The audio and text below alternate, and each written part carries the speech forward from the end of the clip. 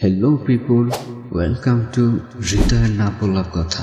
Guys, depression আমাদের লাইফের turning পয়েন্টের মধ্যে একটি। যদি আমরা অন্যভাবে বলি তাহলে বিষণ্ণতা।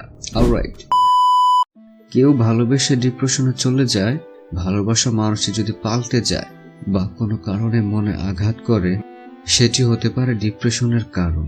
ডিপ্রেশন মানুষের মনে আসে নানা কারণে, কখনো জীবনের অপ্রত্যাশিত পরিবর্তন, কখনো মানসিক চাপ বা একাকিত্ব মানুষের মন ভারী করে তোলে। যখন মানুষ দীর্ঘ সময় ধরে হতাশা বা উদ্বেগ অনুভব করে, তখন তার আত্মবিশ্বাস ধীরে ধীরে কমে যেতে থাকে।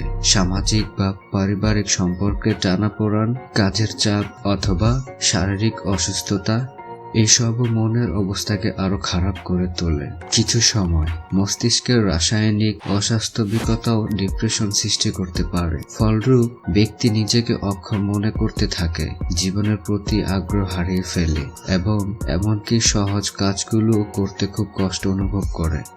এই সমস্ত অনুভূতি মিলিয়ে ডিপ্রেশন একটি গভীর মানসিক অবস্থা হয়ে ওঠে, যা থেকে বেরিয়ে আসা বেশ কঠিন হতে পারে, তবে সঠিক সাহায্য ও চিকিৎসা তা মোকাবিলা করতে সহায়তা করতে পারে। কখনো যদি মনে হয় তুমি ডিপ্রেশনে চলে যাচ্ছ, তাহলে তোমার পরিচিত যারা প্রতিনিয়ত হাসি খুশি থাকে তাদের সাথে কথা বলো, বা যাকে নিয়ে প্রবলেম, যাকে নিয়ে ডিপ্রেশন, তার সাথে কথা বলতে পারো। সেটি হতে পারে তোমার ডিপ্রেশন থেকে বের হওয়ার আরো একটি ওয়ে। অথবা ভিডিওর কমেন্ট বক্সে লিখতে পারো তোমার হৃদয়ে না বলা কথাগুলো, যা পরবর্তী ভিডিওতে তুলে ধরা হবে।